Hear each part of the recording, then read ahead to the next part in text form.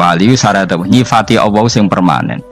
Ketika Allah mensifati dirinya Al-Hadi, zat yang memberi petunjuk, maka sifat ini lazimah abadi ila yaumil.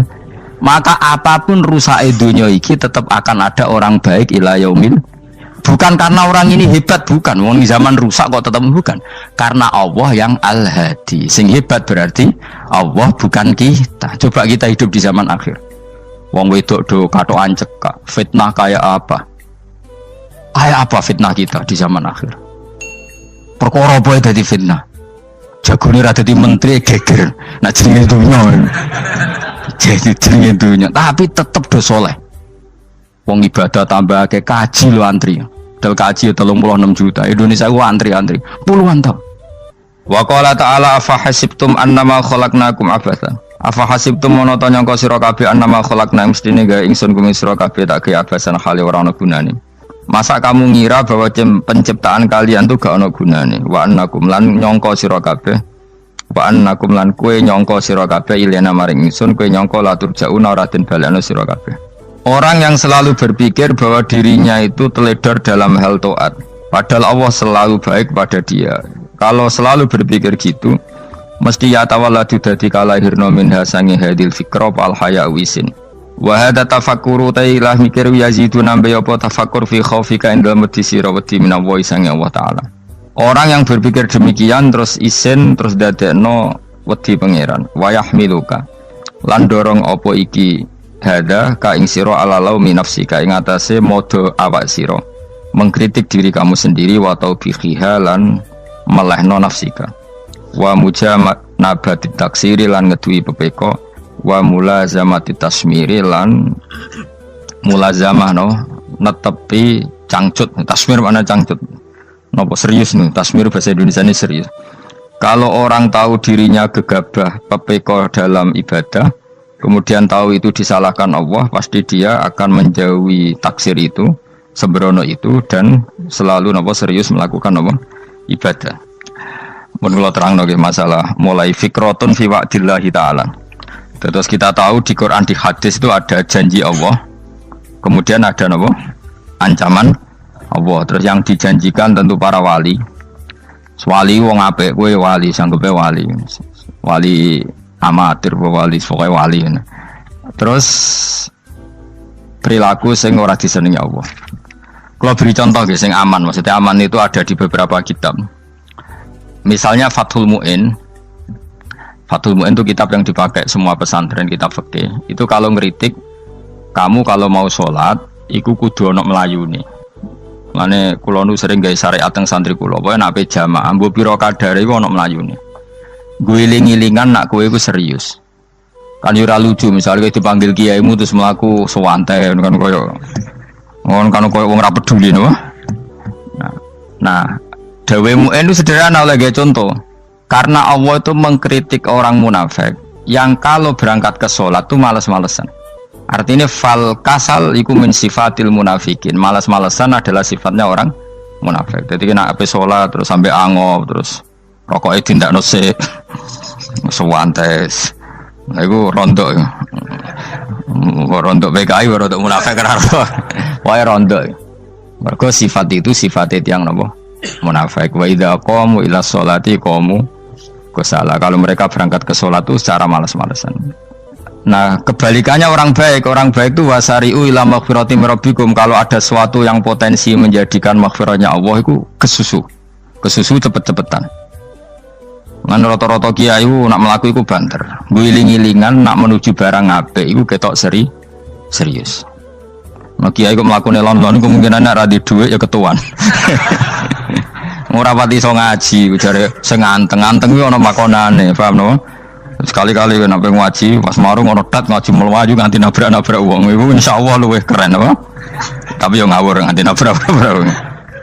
Kalau cerita, jadi mulane kadang wong khusuk ora wali, Mas. Kowe nu angel dadi wali. Mergo nek ampe ngaji angop niku ora wali-wali.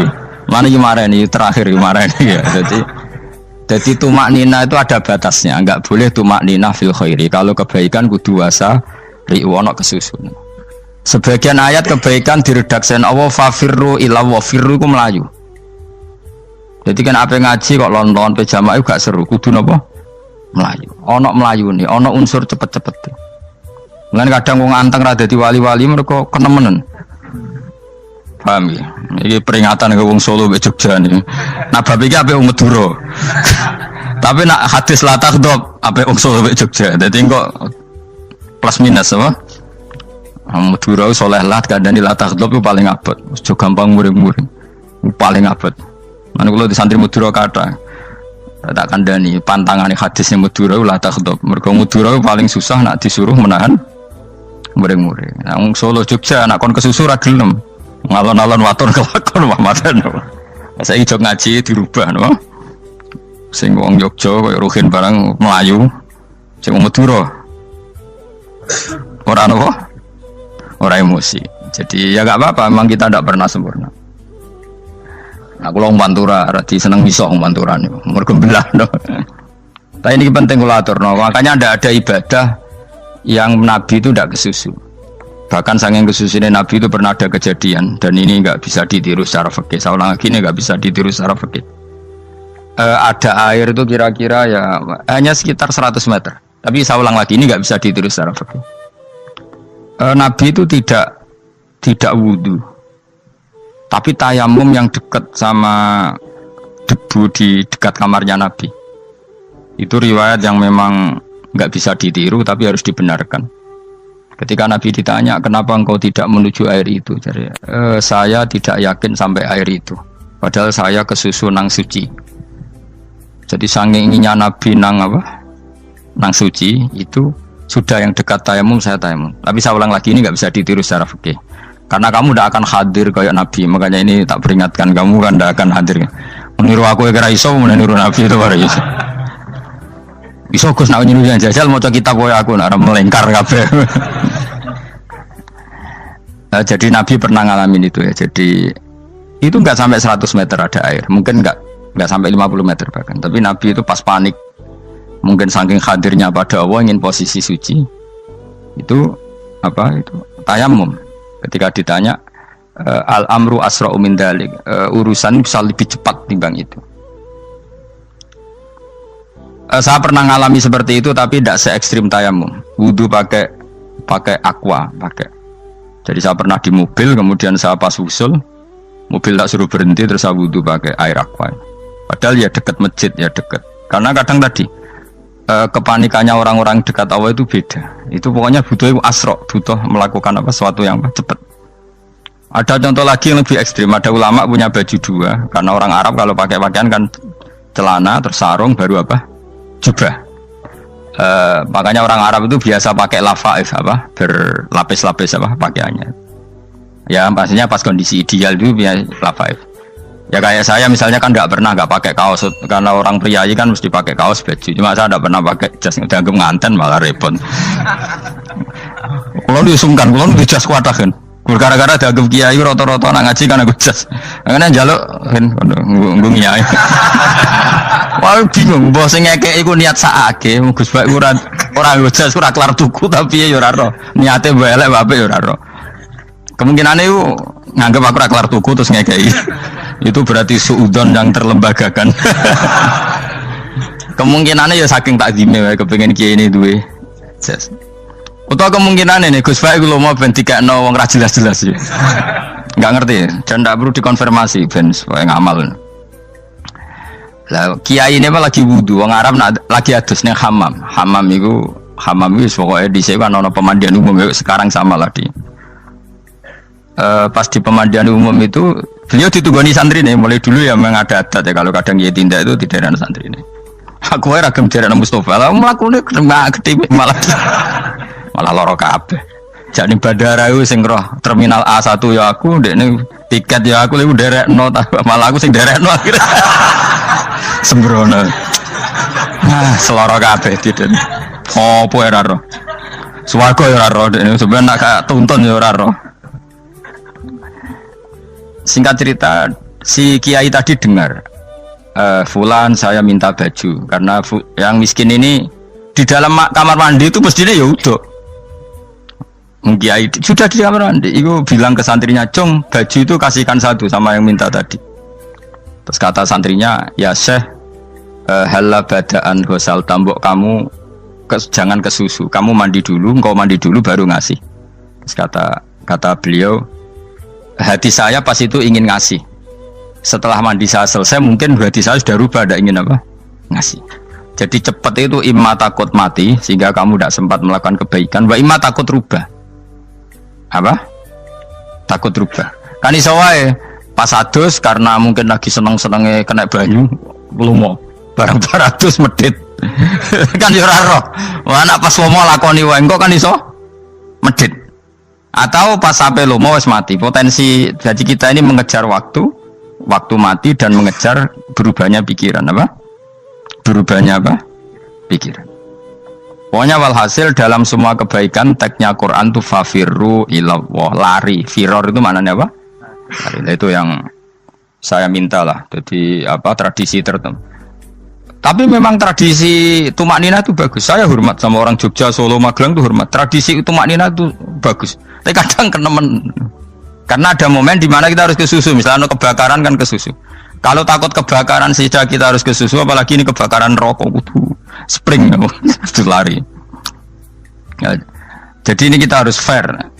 Makanya guling-gilingan. Saya tuh kalau manggil santri kok kurang lari itu tak marahin. Bukan karena saya ingin bikin syariat. Kalau mau jamaah gitu, sa'i samu kudu mlakune iku beda. Makanya sa'i itu kan maknanya melaku kecil. Itu hebatnya Islam. Tawaf itu kan yang 3 kali pertama itu disuruh romal itu lari-lari apa? Kecil. Sa'i juga sama. Itu guling-gilingan, kita ndak boleh sowan pangeran dingin-dingin saja. Emang kalau loh. Cara pangeran terus ana wong tawaf mlaku mbek angop terus santai. Iku bangune apa ibadah. Kangen aku ta ora kok saenake dhewe. Nek melayu kan seru. Apa? Senajan wis ketemu pangeran Gusti paringi sugih wis ngono lah pokoke. Ya ora kurang ajar melayu ku susu jebule jaluk ya apa? Sugih. Ya eling-eling ya. Jadi ini kula suwun lah. Tapi ora 100 gebut mlaku 120 iku ngawur nek iku. Pokoknya ana kesusune lah. Entah berapa kadarnya itu ana. Mergo istilah pangeran apa wasari'u bergegas lah. Ya apa? Makanya Nabi dulu pinternya gitu. Ada Bani Sulaim, Bani Ghifar itu punya adat tumak nina. Itu sama Nabi dipuji. Adat kamu bagus tumak nina, tapi dikurangi tumak ninahnya kalau dalam kebaikan harus ke susu. Ada daerah yang temperamental. Dikandani Nabi la taghdab. Ya sama seperti di kita kan. Orang Madura di bab musyawarah ahlul khairat mungkin bagus, tapi di la taghdab kurang.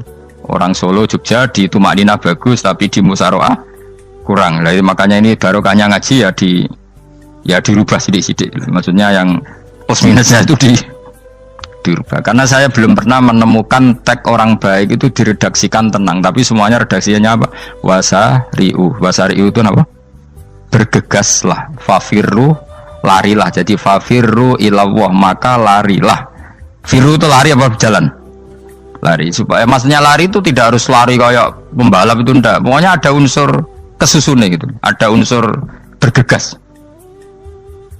Dan karena ada etis memang, misalnya saya sebagai anak dikasih tahu babak atau kangkang Gus ibu sedang gerah serono swantai itu kan kayak gak ngergani wong tua.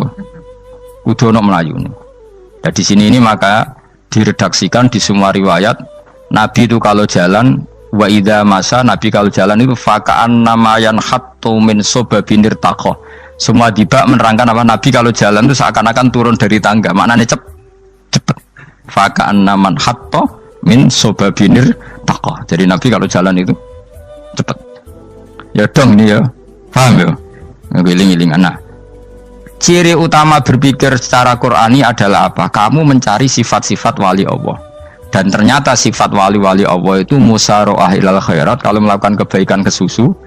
Dan sifat orang munafik itu kalau melakukan kebaikan bermalas-malasan. Wa idza qamu ilas sholati qamu kusala. Sehingga kata Fathul Mu'in, kalau kamu sholat kudu ono kesusune, ono nasate, guling-gilingan kamu biar tidak berkategori munafik. Karena orang munafik kalau wa idza qamu ilas sholati qamu kusala, kalau sedang mau sholat malas-malasan. Nah intinya gitu, cara jadi mufassir, cara jadi pemikir Quran yang baik apa? Sifatnya orang baik dikumpulkan, kemudian kamu ingin diri itu. Sifatnya orang buruk kamu kumpulkan, kemudian kamu menghindari sifat itu. Misalnya Allah cerita Fir'aun. Fir'aun itu penyakitnya apa?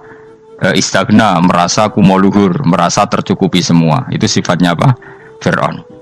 Tapi sifatnya orang baik itu ya Yuhannasu antumul fuqara'u ilallah. Sifat orang baik adalah merasa fakir, merasa enggak siapa-siapa di depan Allah Subhanahu wa taala. Sehingga keangkuhan itu sifat Fir'aun, merasa fakir, merasa enggak siapa-siapa adalah sifatnya orang baik.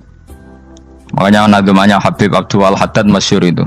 Ana abdun soro fakhri dimna fakri, yang sering dinyanyikan dilakukan para wali-wali itu apa? Ana abdun soro fakhri dimna fakri. Jadi ana uta ingsun abdun kawula.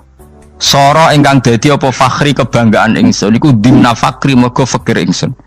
Jadi saya ini hambamu ya Allah, yang sebagai kebanggaan saya adalah saya selalu butuh kepada Engkau. Karena ciri utama orang jelek adalah hidup seakan-akan nggak butuh sama campur tangannya Allah Subhanahu wa taala. Kalau saya punya uang pasti senang, punya jabatan pasti senang.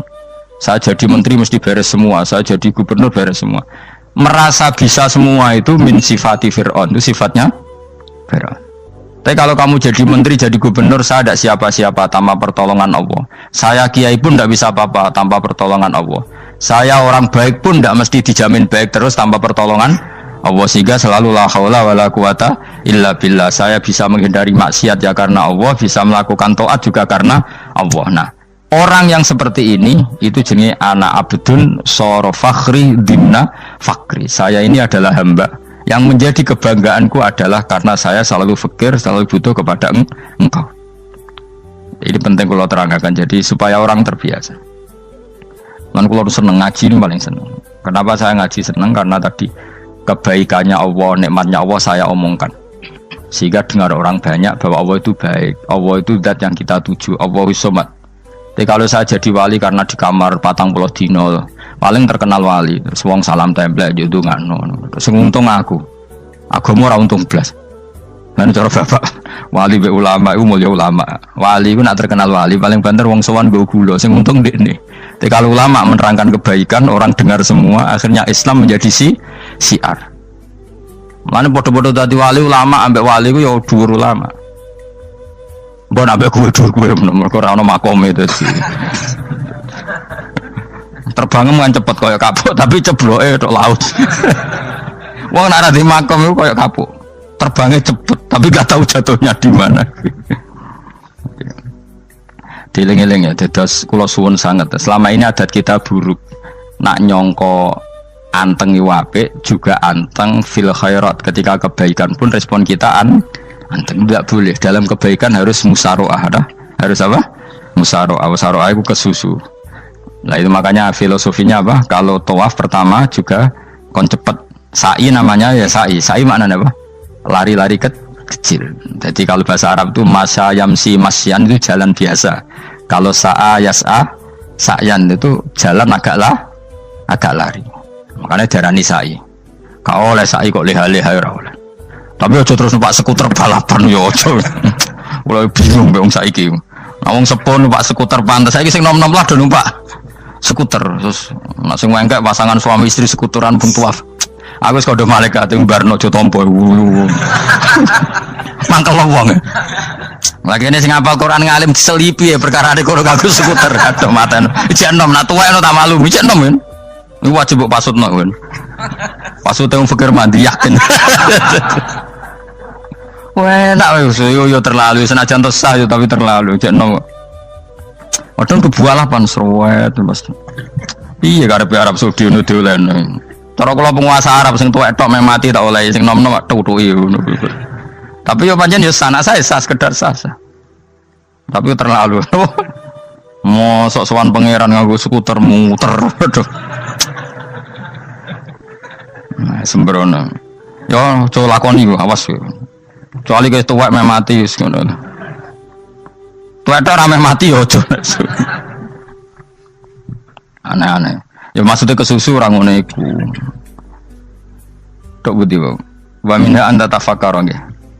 Eleng-eleng nggih, pokoke wau nggih napa sifatnya orang baik yang di Quran itu kita pelajari, lalu kita tiru. Misalnya sifatnya orang baik termasuk apa itu? Ala inna auliya Allahi la khaufun alaihim wa lahum Tidak pernah punya rasa takut, rasa gelisah itu harus kita tiru. Karena kalau kita punya rasa gelisah itu biasanya lama-lama agak ridho, bek kodok, kodar. Itu kudu ceria. Lu kalau sebagai manusia sering susah, tapi saya paksa, susah itu saya hilangkan. Karena kalau saya rasakan susah terus, lama-lama saya agak ridho, bek kodok, kodar. Makanya saya paksa, seneng tak paksa. Sesuai kulino. Nganti kalau saat ini kira iso susah. Di murid kira jelas sudah iso susah. Sangking apa? Nah kiai kan susah. Aku di murid wae Gus, tua kita air serah jelas. Goblok cara aku kiai ngono. Ora usah ngono. Zaman akhir ana wong ngaji go kitab wis hebat. Ana ngrungokno ngaji wis hebat. Ana ora paham tekone majelis wis hebat. Lah nek paham teko kan wajar, kira paham kok teko kan luar biasa. Nak ana penikmat ngaji paham biasa. Ini enggak paham kok teko. Wae guyu iso. Wae hebat itu, hebat. Hebat. Nah ana menteri dilantik guyu wajar. Lho ora menteri ra kok guyu. Iku kemungkinane loro, saking waline saking gedeng iki semua. Pokoke seneng ibadah. Mergo sifate wali iku la khaufun alaihim walam, ndak ada rasa takut, ndak ada rasa susah. Lho kula sebagai manusia kadang ya khawatir. So anakku nasibe piye, putuku nasibe piye. Tapi aku anggereling saya ada ya karena Allah. Dan saya punya rezeki karena Allah. Orang lain di sana banyak orang kaya, padahal gak anakku. Berarti yang menciptakan kaya itu tidak saya. Buktinya orang lain yang gak anak kita kaya banyak, sukses banyak. Kenapa kita menjadi seakan-akan pelaku sejarah? Kadang orang kan berpikir, ya akhirnya orang mesti maslahat ke kamu. Pas minta itu karena tomak kamu, hagun nafsi kamu, serakah kamu, tapi nggak tahu diri, pantas taura dengan permintaan. Kalau gue misalnya dulu mau jadi wali, ini soalnya tersinggung, bocor atau tirakat atau jalur jadi wali. Tapi gak dulu ya Allah tersinggung, kira tahu dulu. Jadi orang kalau tidak wali itu sudah keliru terus. Jadi bukan di sepuro, tapi tak kira itu ada. Jajal gitu kalau wali kok sabtu kok dirjilan. Kira-kira Allah tersinggung ngapa nyembah? Kira-kira tersinggung. Tapi misalnya kira tahu dulu mau kepengen kau Imam Syafi'i, Allah tersinggung. Bocah ora di idola. Terus ikut.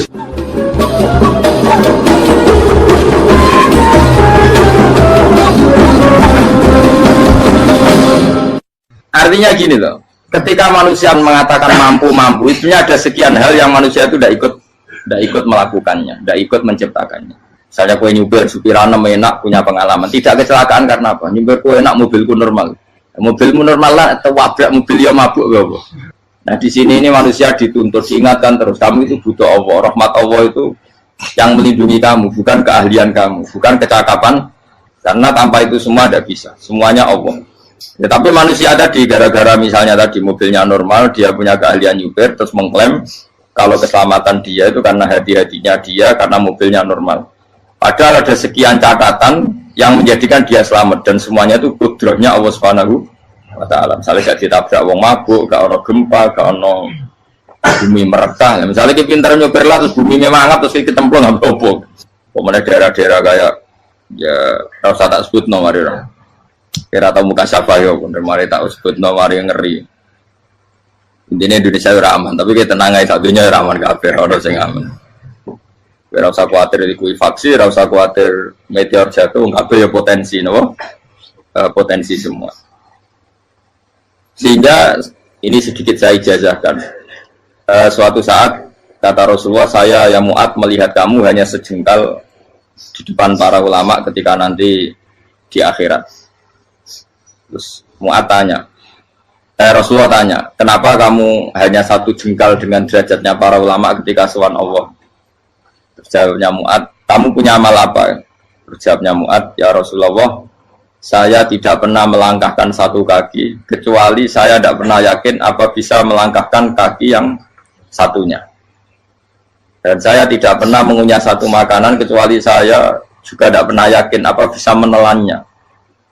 Dan saya tidak pernah bernafas satu nafas kecuali saya tidak yakin apa bisa nafas berikutnya. Saking dia tergantung ta'aluk semuanya sama kudrahnya Allah Subhanahu wa Ta'ala. Kalau kita ini kan sok. Kalau makanan sudah di depannya kayak pasti bisa makan.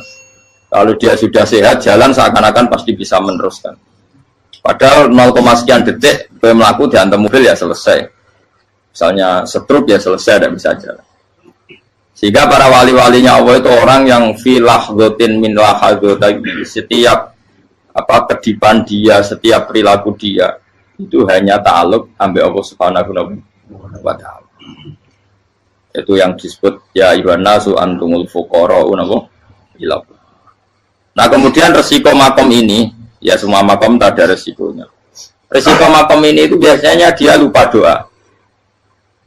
Kenapa lupa doa? Karena doa itu terdefinisikan. Tak wari ilmu hakik harus rumakno, wis ra paham lah tak ulangno. Ya resiko ilmu saya ingatkannya. Ilmu itu kan ada dua. Ada ilmu yang karena didefinisikan. Dan itu akhirnya menjadi masalah. Sebenarnya ilmu itu tidak perlu definisi. Kedua, ilmu yang kita rasakan. Misalnya gini, kalau sama saya tanya, kamu pernah nggak minta jadi punya uang banyak? Nggak tanya, pernah nggak minta? Terus artinya minta itu apa? Terus kita mendefinisikan, menengadahkan tangan, bilang ya Allah, saya minta uang banyak, saya minta ingin beli mobil. Itu namanya apa? Tidak jauh saja. Doa kan? Itu kesalahan kita. Kesalahan kita mendefinisikan doa itu, misalnya menengadahkan tangan dan memohon dan menyebutkan permohonannya itu terus disebut doa.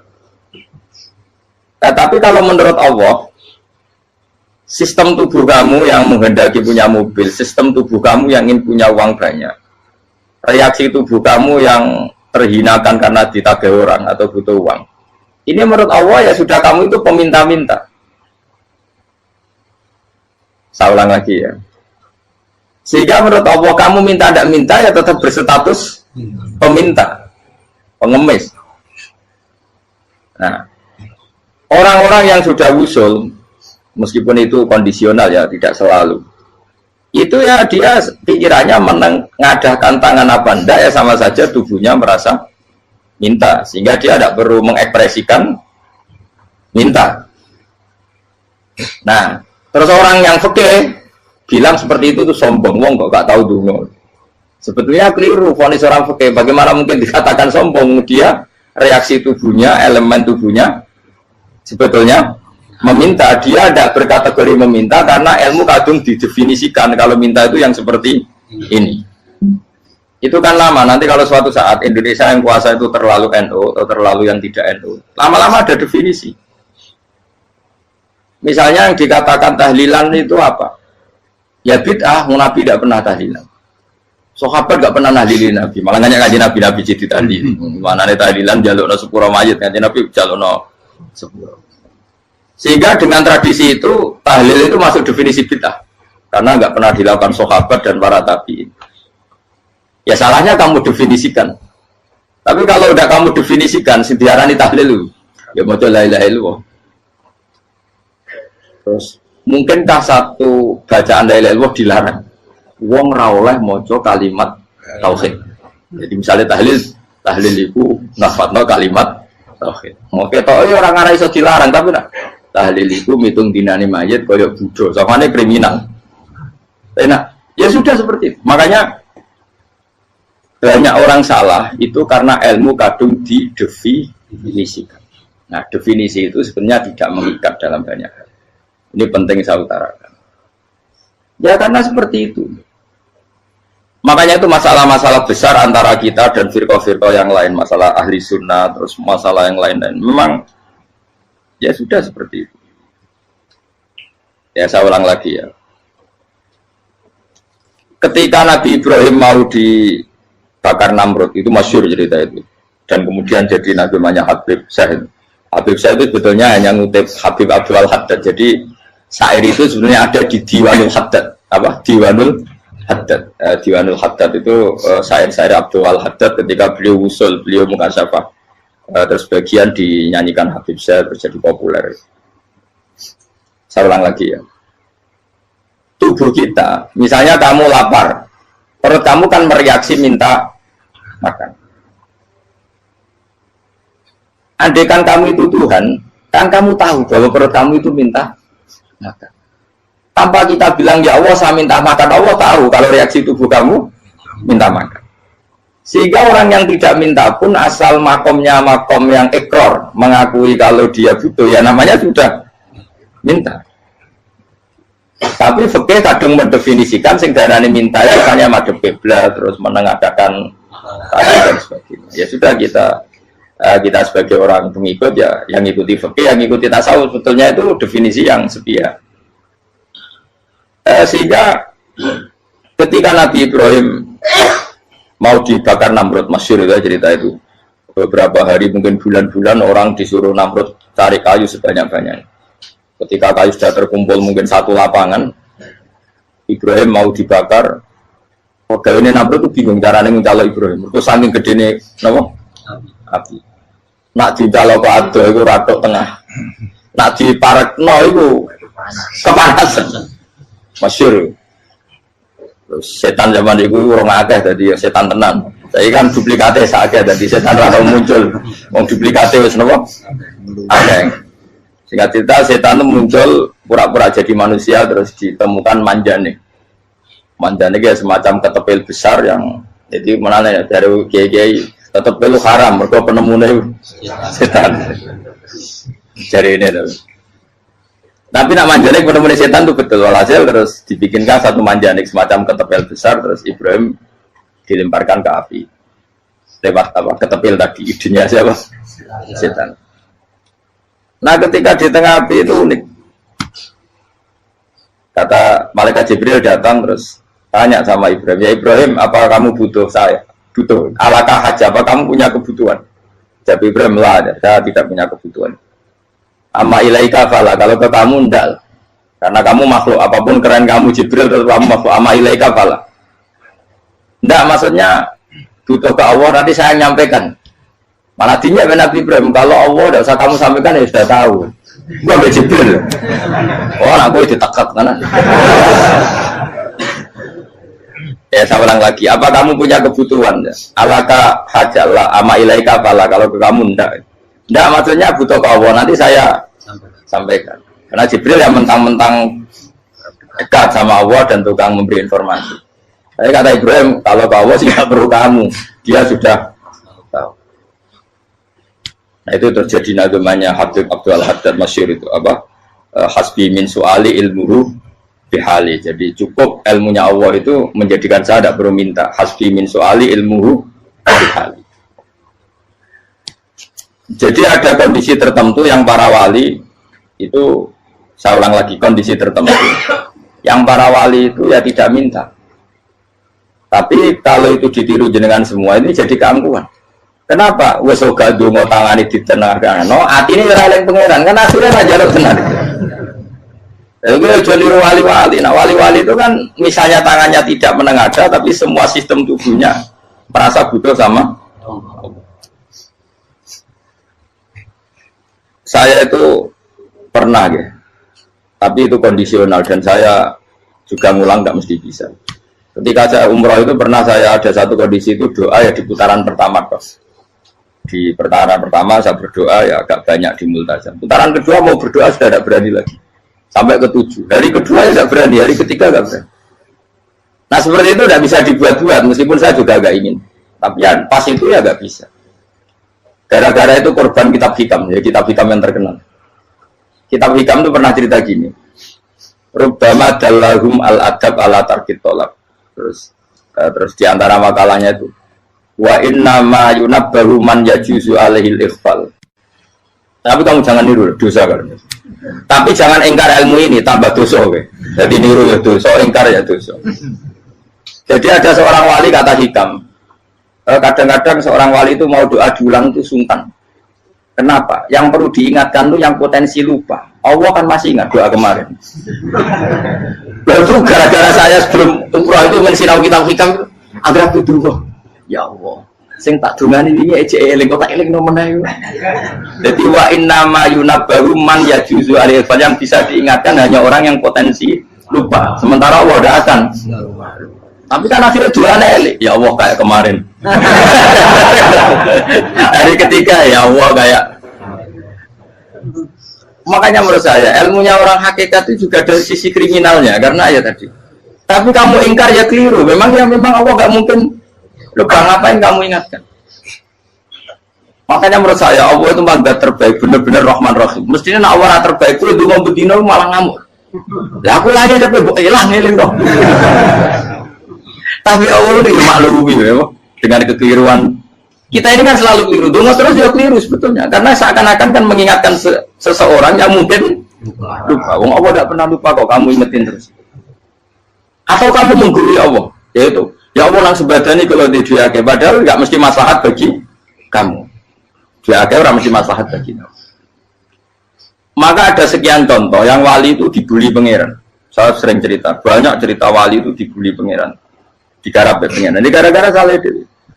Saya pernah cerita dan itu ada di hikam itu di kitab itu. Itu ada. Ada wali itu tukang hamal. Hamal itu manol di pasar itu tukang angkut. Jadi kalau ada orang bawa barang berat diangkut dia, terus misalnya ke kalau dulu mungkin ya ke kereta atau ke singkat cerita terus diupai. Saat dapat apa dia pasti pulang karena dia hanya butuh makan satu piring karena dia tirakat makan satu piring untuk ibadah 24 jam. Singkat cerita dia ngeluh ya Allah. Kamu tahu, engkau tahu, saya ini pecinta engkau. Saya ini hanya butuh makan satu piring untuk kuat sholat. Tapi kenapa harus jadi juru manol? Berilah saya rezeki yang tanpa kerja. Nah, selang sekian hari dia dituduh maling, terus di penjara, terus dapat rezeki tanpa kerja.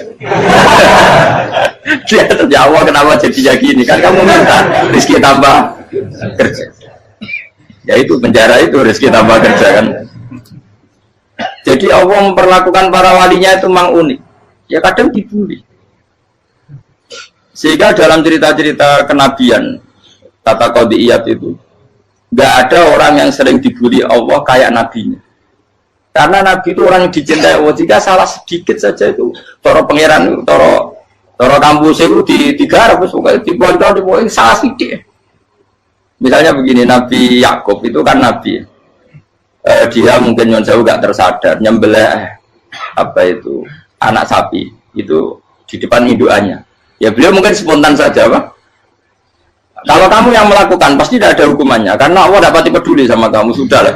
Artinya nggak peduli salah pantas saya nggak jelas ya gitu. Tapi itu Nabi.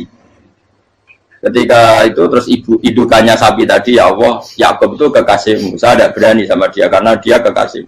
Tapi saya tetap menuntut keadilan. Dia harus merasakan susahnya dipisah dengan anak. Meskipun dia tidak nuntut rasanya roh anak sebelah itu tidak ada dasar ekstrim itu. Sapinya itu hanya nuntut ya Allah dia harus merasakan sakitnya terpisah dengan anak.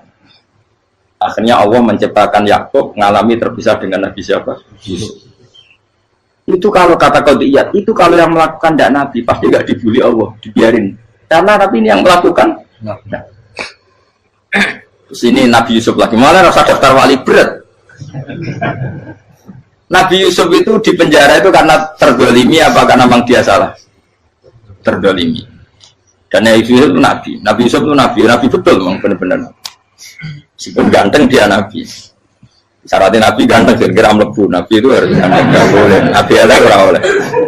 Karena Allah isin di kekasih keriting elek. Allah yang diselera. Kabeh Nabi mesti yang paling ganteng di kaumnya. Yang paling nasab. Nggak boleh Nabi kok pesek, keriting, tidak boleh. Tapi kalau sudah jadi orang soleh boleh kan. Tapi kalau Nabi tidak boleh.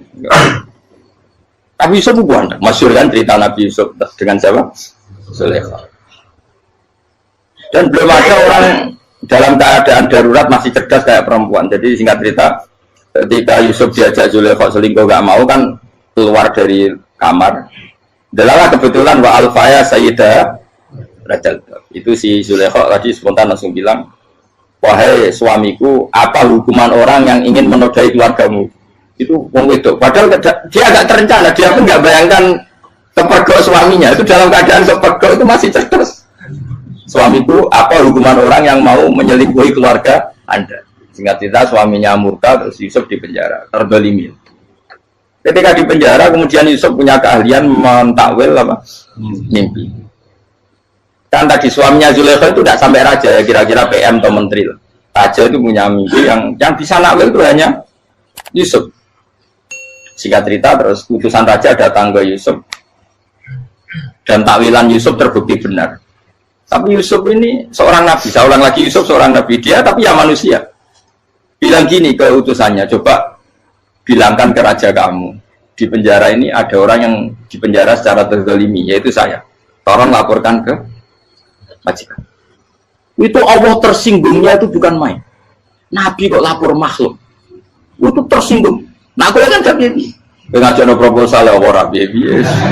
Wis pokoke Allah kowe wis ra piye-piye wis. Wong sampean swargane ya ora langsung wae ngono. Pokoke kira-kira kan sudah enggak perlu ditegur. Makanya fa'an sawi syaitanu dzikra rabbi fala bisa fi sijni bid'asi.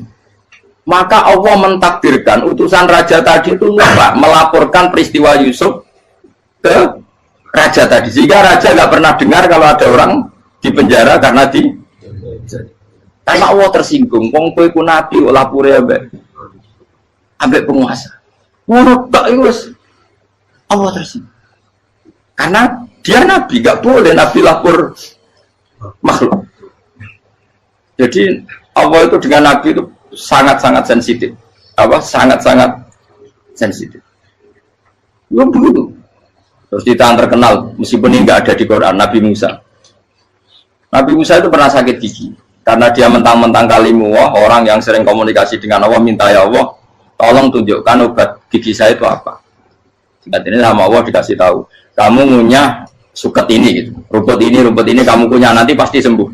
Karena resepnya dari Allah ya pasti mujarab, kan nggak ke dokter. Singkat ini dikunyah terus sembuh.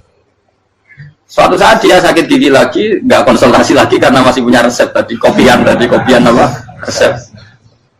Dia datang nyari suket yang sama dikunyah tambah sakit. Tanya sama Allah, ya Allah ini kan resepnya yang sama, kenapa tambah sakit? Kata Allah, kamu itu kekasihku. Orang nak sing ngobati ku aku ra suket sembrono.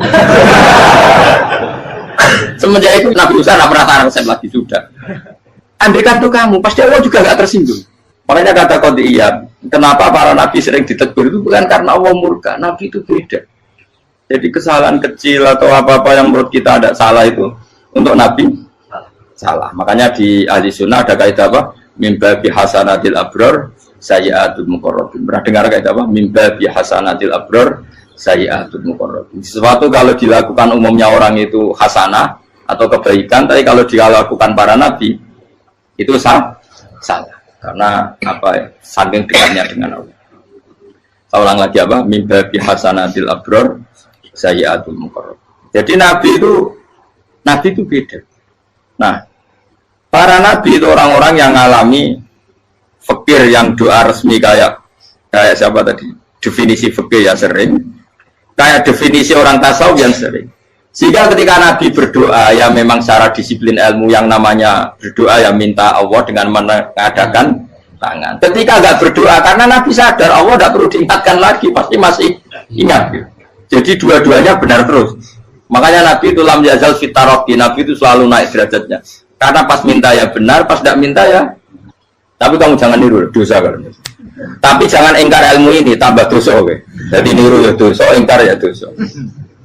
Jadi ada seorang wali kata Hikam, kadang-kadang seorang wali itu mau doa diulang itu sungkan. Kenapa? Yang perlu diingatkan itu yang potensi lupa. Allah kan masih ingat doa kemarin. Lalu gara-gara saya sebelum umrah itu mensinau kitab Hikam itu, agak putur kok. Ya Allah, sing tak dungani ini aja eling kok tak eling nomene. Jadi wa inna ma yunabbaru man yajuzu alaihi yang bisa diingatkan hanya orang yang potensi lupa. Sementara Allah tidak akan. Tapi kan akhirnya doanya elik, ya Allah kayak kemarin. Hari ketiga ya Allah kayak. Makanya menurut saya ilmunya orang hakikat itu juga ada sisi kriminalnya karena ya tadi. Tapi kamu ingkar ya keliru. Memang Allah nggak mungkin lupa, ngapain kamu ingatkan. Makanya menurut saya Allah itu mazat terbaik, benar-benar Rahman Rahim. Mestinya Allah terbaik itu mau bedino malah ngamuk. Ya aku aja tapi hilang dong. Tapi Allah itu maklumi ya, dengan kekeliruan. Kita ini kan selalu keliru, dulu terus ya keliru sebetulnya. Karena seakan-akan kan mengingatkan seseorang yang mungkin lupa. Wong Allah tidak pernah lupa kok, kamu ingetin terus. Atau kamu menggurui Allah, yaitu ya Allah langsung badani kalau di diake, padahal nggak mesti maslahat bagi kamu. Diake orang mesti maslahat bagi kamu.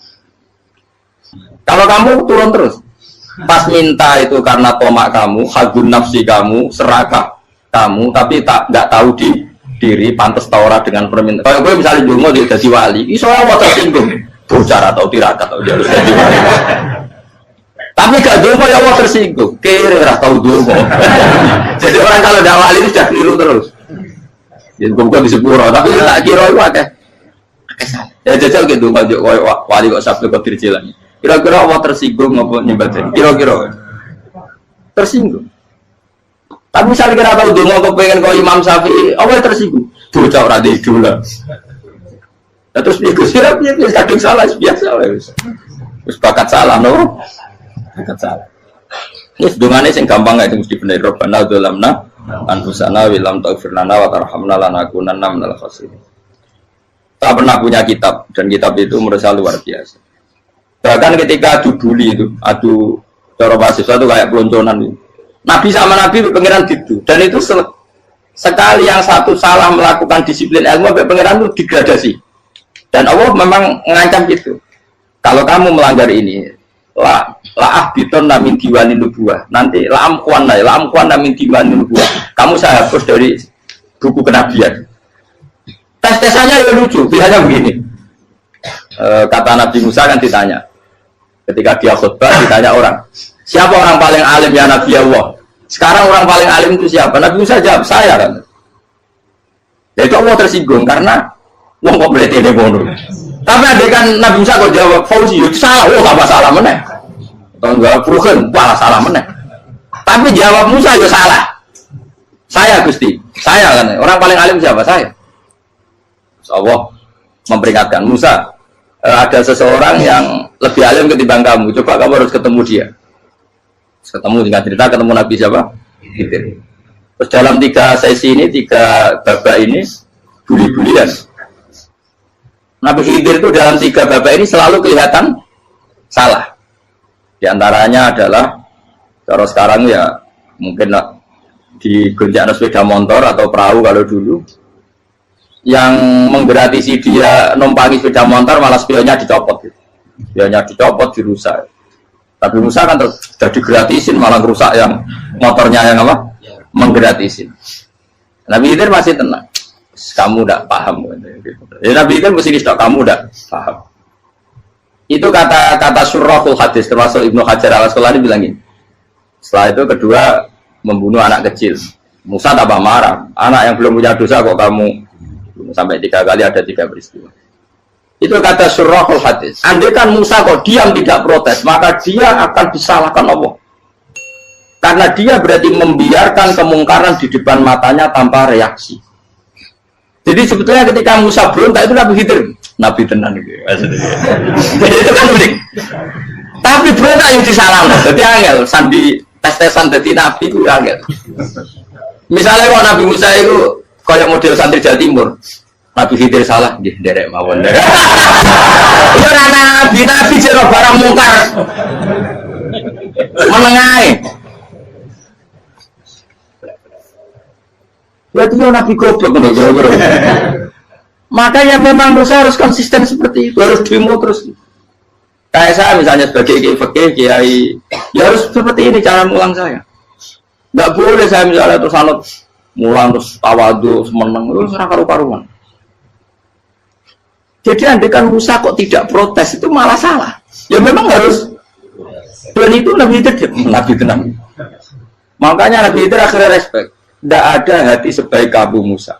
Risi itu gak nyaman ketika melihat kemungkaran. Jadi itu punya poin. Tapi lucunya Nabi itu jalan. Tak ada rasa kok komen tak kok. Tapi harus disalah no. Ya aku dari Nabi Musa. Ya jajal, dari peristiwa mana aku tak sabar rata kok. Kau jajal lah. Barang dijajal ya protes mana? Barang protes mana? Tinggal 1 kali kesempatan. Kau tak kok mana? Kau serada di muridku. Dikasih kesempatan lagi, ya protes mana? Tapi itu justru itu menjadi kelebihannya Nabi Musa karena syarat seorang Nabi adalah al-musaro'ah ila ingkaril mungkar kata Ibnu Hajar al-Asqalani. Syarat seorang Nabi adalah secepat mengingkari sesuatu yang mungkar. Gak boleh. Ya toh kan misalnya kita jadi murid terus gurumu itu gandeng artis atau gandeng penyanyi dangdut. Dia derek mawon. Jadi guru bener gila banget ya. Tapi kalau awalnya guru tersinggung, ora hikmah itu. Kan bingung loh. Di guru itu kan bingung loh. Kalau kayak di guru jadab, orang Jawa Timur apa? Gurumu gandeng penyanyi dangdut. Reaksimu biasa saya tak. Ayo loh, nak elek kan gak iri. Biasanya nak elek itu nak iri. Kamu pak. Sing ayu, sing potensi iri. Kira-kira reaksi kamu itu milih derek mawon apa berontak?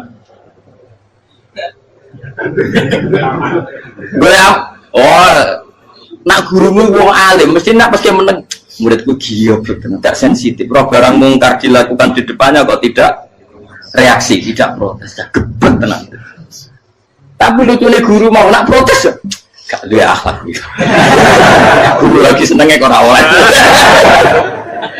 Nah Nabi itu kan buli-bulian. Jadi Nabi Khidir dengan Nabi Musa itu tepat-tepat. Karena dua orang ini sama-sama kekasih Allah.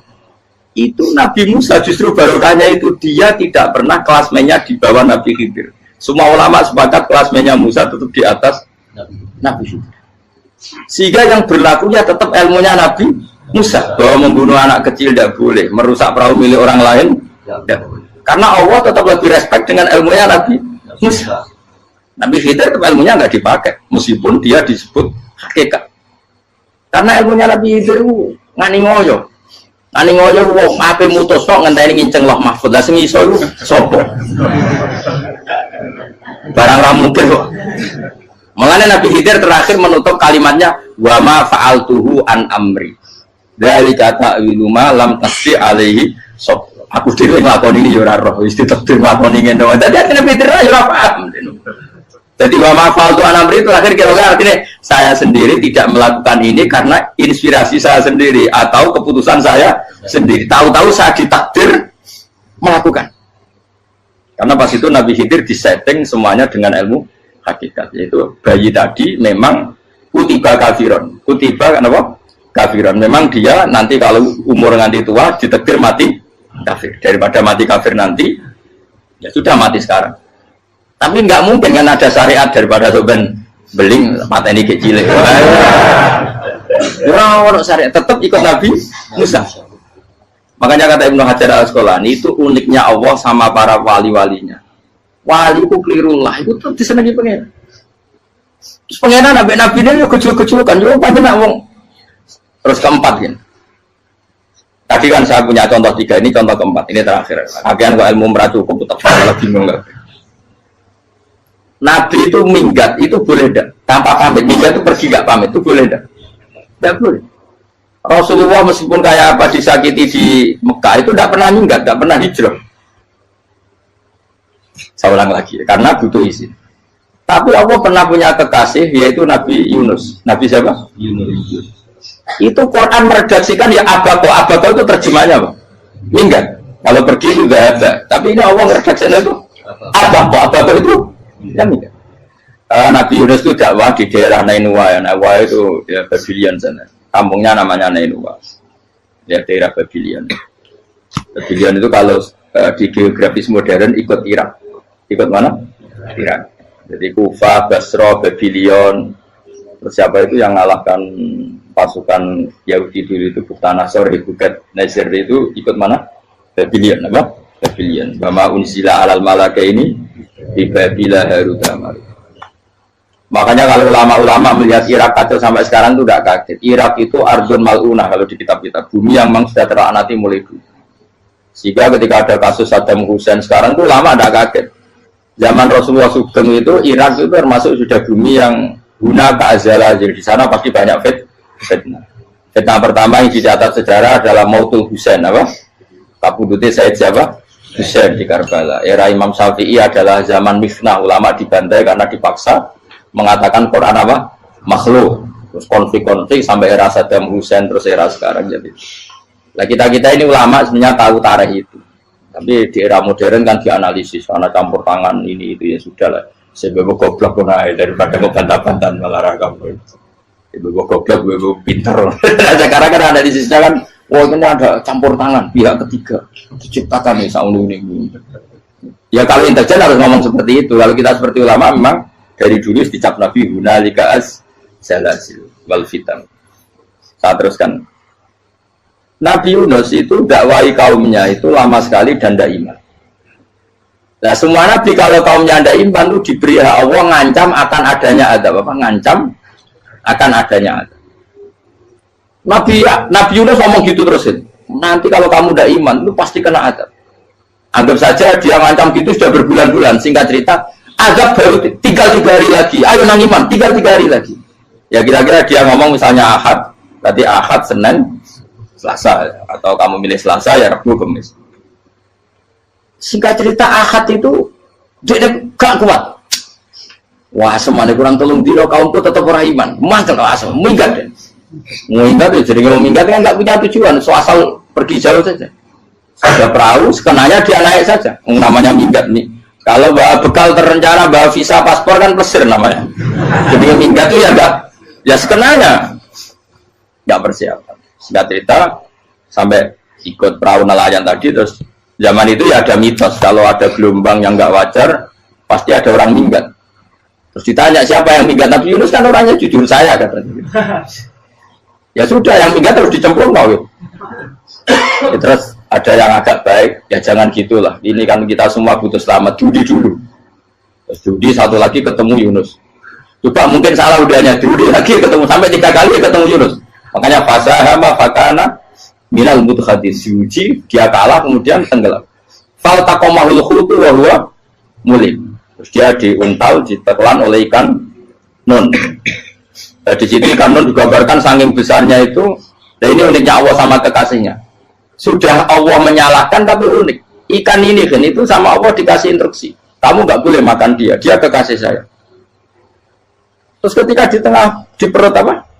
Ikan, dia kegelapan. Terus Nabi Yunus cita-citanya satu, ya Allah, kalau saya sumpah kiri saya tidak bisa baca tasbih. Karena sama Allah disulap perut ikan itu jadi masjid. Jadi dia di dalam perut ikannya santai saja tetap wiridan.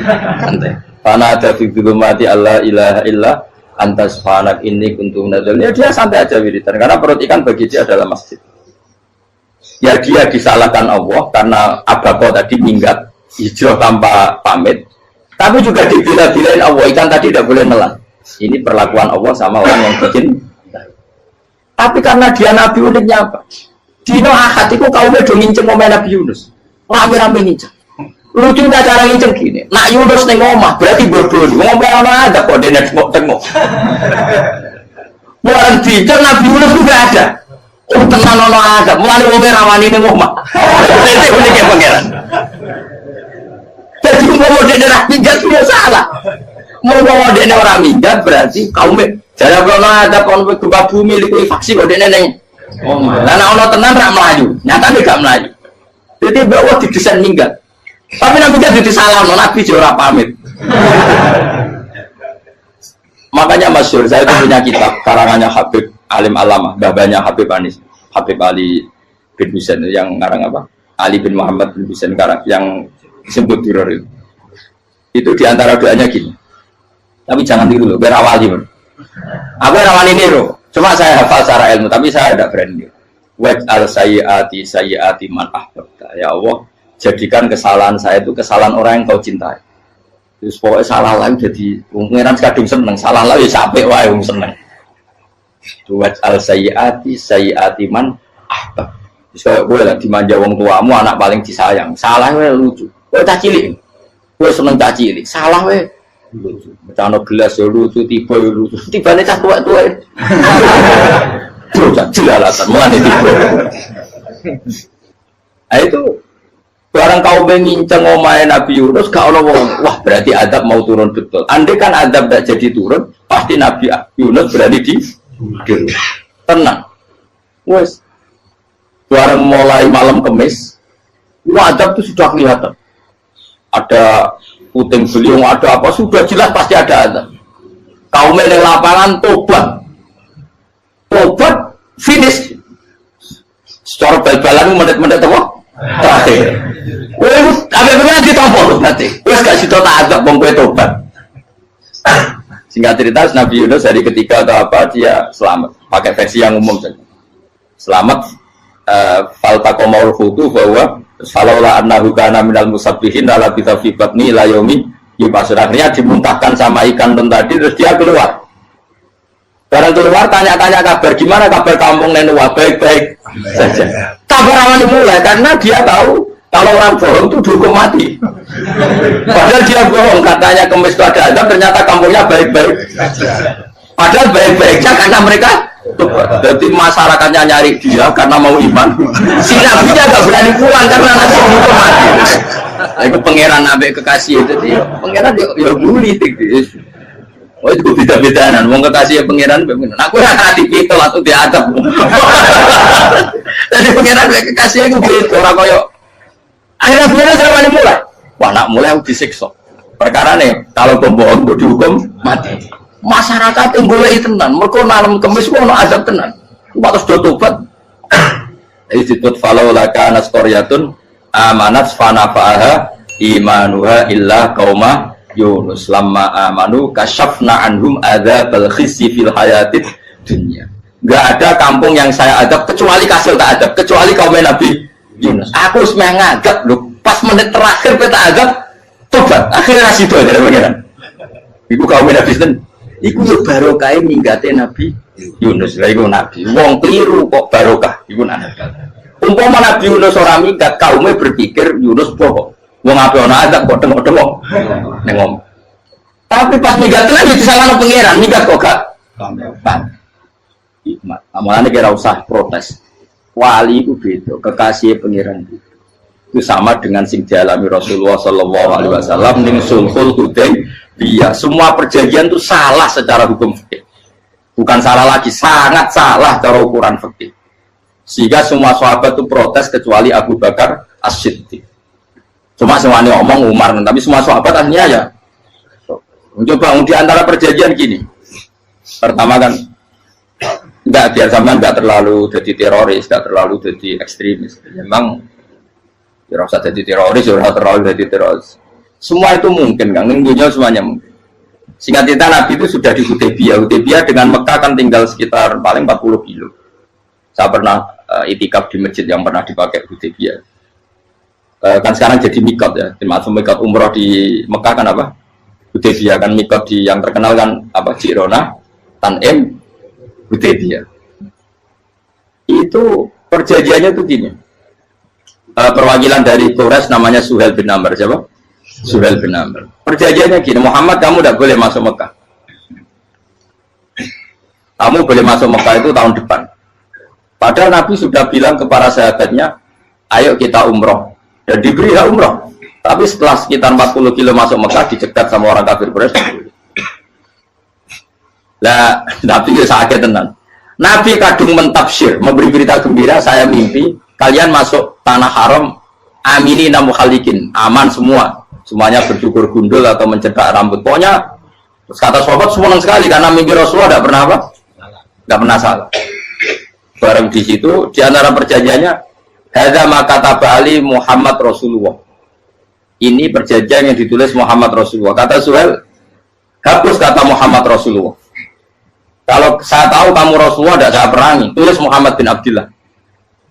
Kata Rasulullah, ya Ali hapus tulisan Muhammad Rasulullah. Kata Ali, tidak saya akan menghapus setelah Muhammad Rasulullah. Tapi unik.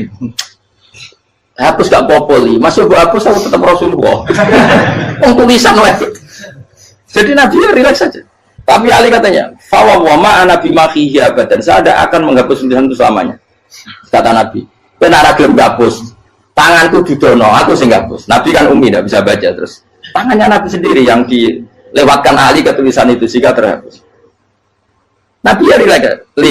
Wong tulisan aku lagi tulis Rasulullah tetap Rasulullah. Nabi masih relax. Terus perjanjian kedua, kalau ada orang kafir Quraisy masuk Islam harus dikembalikan, karena berarti keluar dari habitat. Tapi kalau sudah Islam kok masuk kafir lagi harus dibiarkan, karena berarti kembali ke habitat. Nanti bilang ya nggak masalah. Semua perjanjian itu merugikan Islam. Itu secara fakta pasti salah. Akhirnya Umar itu protesnya keras sekali. Ya Rasulullah, apa engkau masih nabi? Utaka itu senang. Apa engkau masih nabi? Dan Nabi saya santai, balai ya saya masih nabi. Tapi kenapa kamu hinakan kita dan memberikan kehormatan pada orang-orang kafir itu? Jawabnya kan Nabi lucu. Ya agama itu kayak pangeran. Masih aku perjanjian yang ngono kok pangeran sing angkat agama iki tenang wae. Perjanjian gue manusia gampang. Jadi Nabi itu sangi imannya Allah tetap yu'izzu hadzal-din. Allah pasti memuliakan ini agama. Apapun perjanjian yang diciptakan manusia. Makanya bapak saya, Mbah Mun, guru saya itu ngaram-ngaram tenan mikir Islam. Islam mbok pikir haram, ono sing duwe. Ben ngono. Dunya rusak kok ben tetep Islam lu. Mulya. Rasa mbok pikir wis keliru-keliru lah perjanjiane dunya keliru lah. Lu coba Uni Soviet kayak apa hegemoninya? Kayak apa kuatnya Uni Soviet? 100 tahun mengokupasi Uzbek, Tajikistan dan tapi apa bisa menghilangkan keimannya orang Uzbek Ceknya? Ketika Uni Soviet bubar langsung malah negara-negara itu jadi persemakmuran yang negara apa? Indonesia kayak apa? Dikooptasi PKI, dijajah Londo tolong atau seket. Mbah Soleh darat alim zaman Londo, buyut-buyutku alim zaman Londo. Itu semondok Mekah ya alim. Zaman PKI ada wong alim. Saya kira zaman Islam Nusantara apa ono sing alim koyo.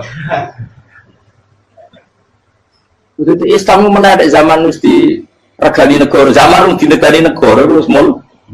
Karena ini agama milik Allah, punya ketahanan yang luar. Ya, semuanya dari Nabi tentang kayak perjanjian salah lamar. Tak apa. Inna wa ta'ala a'azza hadati. Inna wa ta'ala la yudhi udinahu wa la yudhi. Pokoknya pengiran bakal ngebaru agamanya orang masalah perjanjian keliru lah. Perjanjian ketiga itu semuanya merugikan Islam. Tapi apa kata Abu Bakar ketika protes Nabi gak dijawab? Datang Abu Bakar. Menurut kamu gimana? Jawab Abu Bakar lucu. Makanya ini menunjukkan makanya kenapa ahli sunnah berkeyakinan Abdul Sahabat itu siapa? Jawab Abu Bakar. Wes samar, perjanjiannya keliru lah, keliru lah. Kayak geremeng-geremeng santai negeri. Tapi la tadkhul bainahu wa baina habib. Kamu jangan masuk wilayah itu hubungannya orang yang terkasih sama kekasihnya. Wes gak masuk akal lah sebenarnya menengah. Ya sehingga ya sudah Allah punya. Ternyata nah perjanjian keempat ini yang agak Nabi hanya minta gini toh. Itu saya turuti semua, tapi saya minta satu hal kata Nabi. Bolehkan diskusi tentang Islam terbuka. Makanya diskusi terbuka itu baru kata Nabi. Jangan larang orang mendiskusikan Islam. Itu dok mintanya. Oke dari Suwel, diskusi wae pikiran Suwel kan, diskusi wae. Enggak masuk Islam, diskusi. Jangan larang orang yang membicarakan Islam secara terbuka. Ada kata terbuka dari Suwel, oke enggak masalah. Itu dok yang itu pun enggak jelas menentukan Islam apa? Enggak. Akhirnya apa yang terjadi? Darun Nadwa, tempat-tempat pertemuan, cara saat ini gerdu, gedung parlemen, semuanya itu diskusi. Sajane Muhammad itu sopot, konsep Islam itu, dan semua yang cerdas juga. Sajane ya benar Muhammad. Membawa tuh banyak giok tenan. Banyak giok tenan waktu kok di. Terus nak Yahudi, Yahudi ora bener bisa, Nasrani ora bener pengiran atau. Wah diskusi. Sesuai hasil diskusi sepakat, jadi tetap bener Muhammad. Bener Muhammad. Akhirnya hasil diskusi itu akhirnya mereka membatalkan perjanjiannya sendiri. Perkara baru kayak kamu. Malah Nabi ketika balik di Medina, Umar sempat protes yang dalam. Oke ya Rasulullah, saya terima konsep Anda, tapi saya menyisakan satu pertanyaan. Jadi jenengan ini ada ayat yang nurjuna la tadkhulunal masjidal harama insyaallahu aminina muhalliqina ru'usakum. Lah kok nyatane ra sido mlebu Mekah, malah kita terusir kembali lagi ke Medina. Iku Nabi agak lucu ngendikan. Mar, neng ayat itu gak ono taune. Apa ono ayat itu tahun iki sing ngatene tahun iki ra kuwe. Dari Nabi yo ora ono taune. Dadi ora ono taune kok tahun iki kan kira-kira. Ayat itu kan gak ono taune, kemarin sing kira nafsiri tahun ini. Wong suatu saat kamu akan masuk Masjidil Haram. Tapi kan gak ono taune ayat. Apa di ayat itu ada tahunnya Umar dan Allah bilang tahun ini ya enggak, ya sudah kalau nggak ada tahunnya ya pokoknya mesti kapan-kapan terjadi, tapi rasa itu suka rugi kan kalau tahun nih orang saya mau aku udah nggak suka tapi tampung tahu bisa suwi. Nah akhirnya apa yang terjadi? Ada diskusi masif di Mekah. Setiap yang cerdas, setiap Nabi tanya Abu Sufyan siapa, Nabi mau komentar gini sama siapa teksnya. Misluhu layat jalul Islam. Kalau Islam sudah didiskusikan, otak secerdas Ikrimah bin Abi Jahal, secerdas pasti tidak bodoh tentang Islam. Maknanya pasti akal yang waras memilih Islam. Wah, akhirnya Islam jadi masif. Ya sudah karena Islam sudah masif, tokoh-tokohnya cenderung Islam, akhirnya perjanjian itu dibatalkan sendiri. Akhirnya waro'aitan nasa yadkhuluna fi dinillahi afwaja. Akhirnya mereka berbondong-bondong masuk Itu artinya apa? Nabi udah perjanjian cara fikih keliru wae, cara fikih cara dzahir keliru wae, tetap barokah karena punya hubungan khusus dengan Allah Subhanahu wa taala. Makanya la tadkhul bainahu wa baina habib. Itu kan kayak ya sudah seperti itu. Di pangeran makanya Sayyid Ali itu soal pusing tiduran nak donga di antara doanya waj al sayyiati man ahbabta. Jadikan ya Allah kesalahan saya kesalahan orang yang engkau cinta. Karena ulama nyontono ngene, saiki Nabi Adam ambek iblis itu padha salah itu. Enggak jawab. Padha salah iblis itu salah bodoni Nabi Adam salah. Dilarang mangan wit khuldi tetep mangan. Mau trimo rayuan di sinten? Iblis. Tapi wong piye-piye pangeran itu seneng Nabi Adam. Sedih diusir bar sumat tabahu rabbuhu fataba alaihi bar langsung Adam ora metu kok swarga diwarai. Dampe kepengin tak sepuro nggih tak warai dongane. Iblis tak diwarai. Mana kena doa roman. Dadi mana ke ya pokoke wong disenengi menangan. Lah kaya kuwi doa iku kowe ora bakat wali biasa wae iki cerita. Ya sudah seperti itu. Ya, tapi emang ya sudah seperti itu. Nabi Adam itu orang pati keusir tenan itu fatawat ko Adam Robbi kalimatin fatawat. Jadi orang terlalu jauh dari surga. Kemana lagi pas pertama medun ke bumi sampai awal diwarai beberapa kalimat sing dadekno di sepuro. Qawat al sayyiati man ahbabta. Ini penting kalau atur namanya. Wilayah-wilayah kenabian itu wilayah yang kita tidak pernah tahu detailnya, tapi kita yakin Nabi itu para kekasih Allah. Dan agama Islam itu juga agama paling diridhoi. Maka di zaman apapun, kecewa apapun dengan perjanjian dengan negara maupun dengan dunia, Islam tetap di rumah pangeran. Itu tidak usah kuat. Mikir Islam itu keliru. Nangit mayu oleh mikir keliru. Agama pangeran kok pikir. Saya masyhur. Sayyidina Umar itu kan khalifah paling sukses masalah futuhan. Di masalah apa?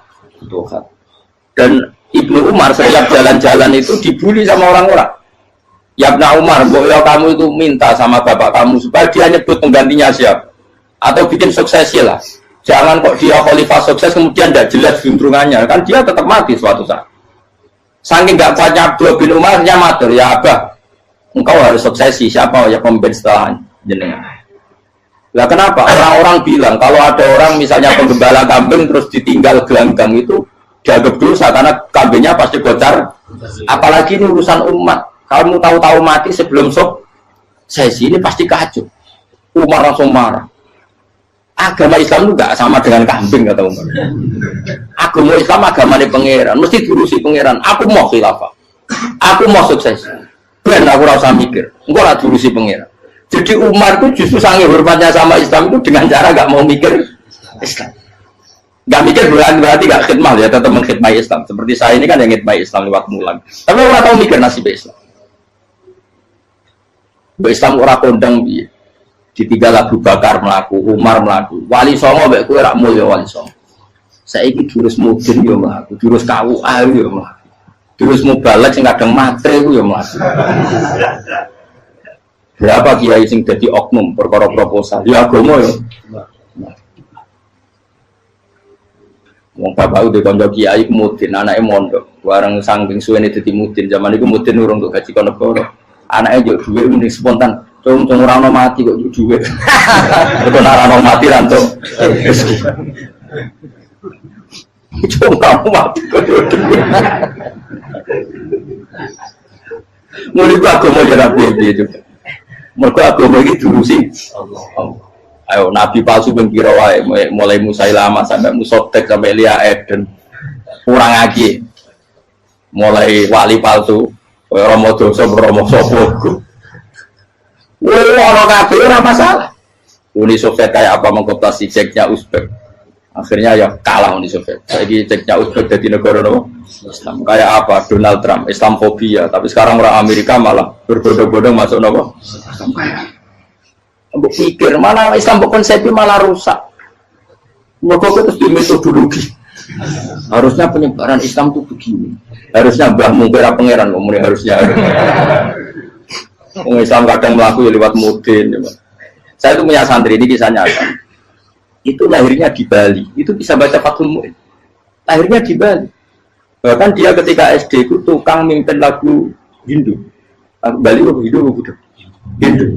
Karena dia ketua kelas, tapi Islam. Semua. Jadi dia ikut. Gara-gara jadi babay itu bakal sate yang Bali. Ya bakal sate berhubung sukses, ponakannya misalnya ini diajak orang Madura kan, aslinya orang Madura.